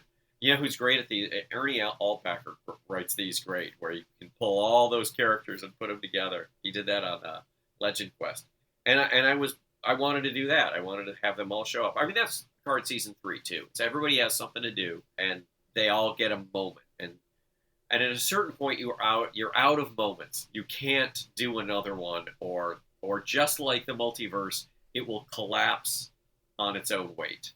And so Hal got swept under the rug. But on the other hand, I did a whole series with him, so he should feel fine. Well, and he's not. He was a compelling villain in Green Lantern Beware My Power, so he got time. And it was Nolan, so it's fine. Oh, that's true. Maybe that's why they... yeah. He was Parallax. But that was in the comics. Yeah. That was such a fun part of the comics. And then then you have to buy it back, and that wasn't really him. But if it is him, it's great. It does something. It moves the ball a little bit downfield. If characters you like can do terrible things, and that one is supposed to be so much fun to do that with Ernie, as I just mentioned him, and John Semper, who hired me into this business originally several years ago, and we wanted to do that was our space Apocalypse Now. That's all that movie is. It's just Apocalypse Now with the Green Lantern. This is a great place to finish, which is we've talked about all the characters that were included, and James and I discussed how poignant Kevin Conroy's last words were as Batman, even though it likely wasn't predicted. For the both of us, I wanted to say thank you, because somehow, and this challenge probably would seem overwhelmingly impossible if given the task now, but you're the screenwriter, so I'll let you speak for yourself, which is you somehow distilled what makes Kevin's Batman the best of all time in a sentence. Wow. Well, I'll take that compliment, deserve it or not, and I will counter it with an admission, and that is it was originally like a 5-page scene. BTAS Batman was talking with JLU characters over the comms, and there was a big kind of battle going on, and then it basically ends the way it ends. But more characters had lines, which we couldn't afford because of the budget, and we want to bring back all those beloved actors to do those lines, but otherwise it would be super frustrating. And Butch got it, and he read it. He was like, too much. Oh, that's my Butch impersonation. He'll never see it, so I'm fine. Cut down, do a page and a half. And I was mad, and then but I did it because I that's my job. And then when Kevin died, it was terrible, and we all spent time mourning that. And then it finally occurred to me, we could have done those 5 pages. We could have done 5 whole pages with Kevin. Wouldn't that have been great? And because I'm such an egotist, I looked up those pages, and they're awful. They're the worst. I mean, we would have wanted to spend more time with him, but then it's just another action scene where they're giving commands to each other, and then it ends basically the same way. And all it needed to be was, I'm going out being Batman. The end. And it is very poignant, and it's very sad that it's so poignant. I'm glad it's there because it would have been easy for him to just say, I'm busy, I can't do it, or it's not really worth my time to come in to do 2 lines, and have Mark do it. Mark say, oh well, if he's doing it, I'm doing it. It was great. It was glad that happened. You lose these voice artists so quickly, and then they're gone. There's a Blue Beetle short we did in the style of Ralph Bakshi's Spider-Man, and I wanted to have Paul Soles, who was the voice of Spider-Man in 67, to be a voice. I wanted him to be the Beatnik.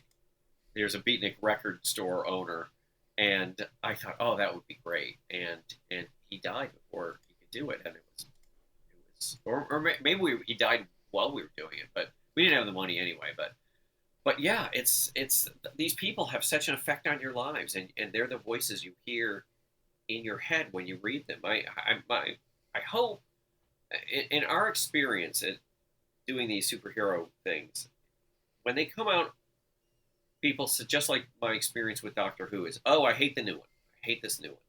And then 10 years later, people who didn't have that baggage say, oh, well, that's the one I watched when I was 12. And that's the voice I hear in my head, and that's the one I like. So I'm hopeful that someday that will happen, and there'll be a generation that love Jar Jar Binks, so to speak. I think that's a great perspective, and it's something that I feel has been sort of proven, which is why these characters go on forever and will, which is there is a version of every one of your favorite characters for you, and there's also a version for somebody else.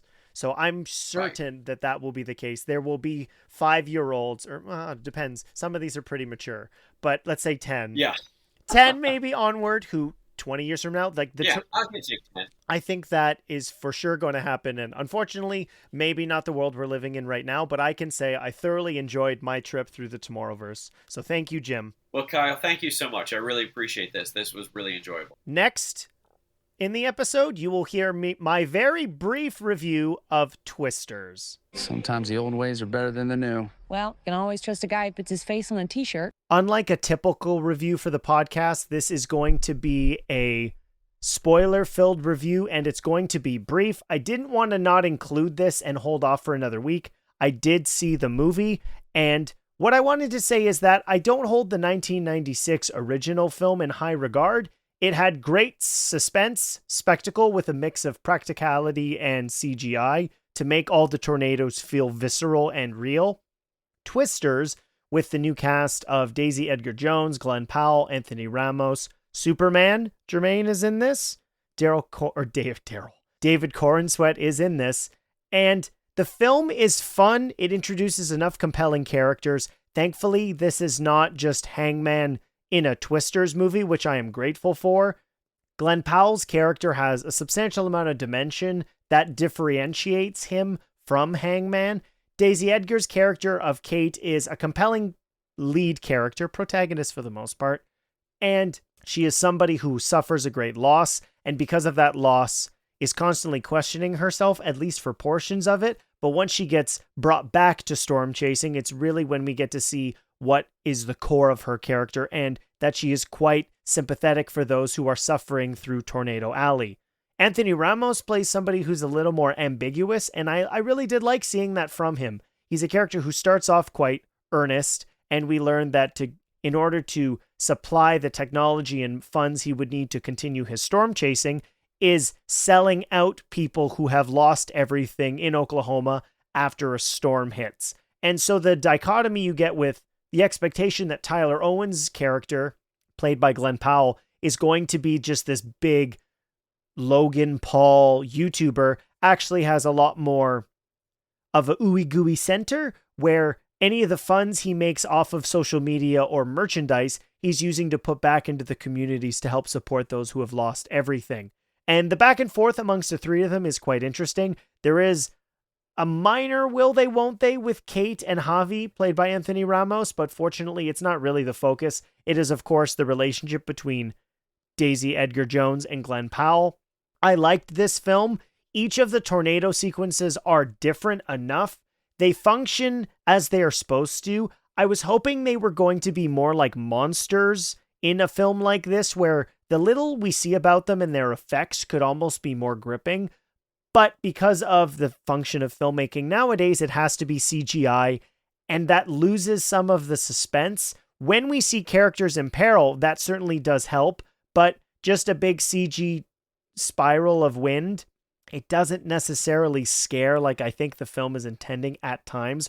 Obviously, these are based on real things that happen to real people, unfortunately, but because of that, I found my investment overall lacking at certain points in the film. Also, the soundtrack is mostly country music, which is not my jam. I don't necessarily enjoy that. Outside of that, I think you will enjoy this film if you're looking for that big spectacle with something important at the center of it. I know that Jim, off the podcast, was saying he was going to go see it in 4DX. It certainly will work for you if you want to see it at the big screen or in a format like that. I don't really have anything else to say. I know this is a brief review, but I wanted to give something before wrapping up this episode and pushing towards episode 100, which is what next week's episode is going to be. Thank you so much for choosing to listen to the Film Realist podcast. My name is Kyle Naranya. This will conclude episode 99. Next week's episode will be a review of Deadpool and Wolverine and episode 100. I have some fun things planned. Please make sure you are following on your podcast platform. Leave a 5-star review if you love the show. If you would like to get in contact with the show, you can email me, filmreelistspod@gmail.com, or any of the social medias. Thank you so much for listening, and I will see you next time.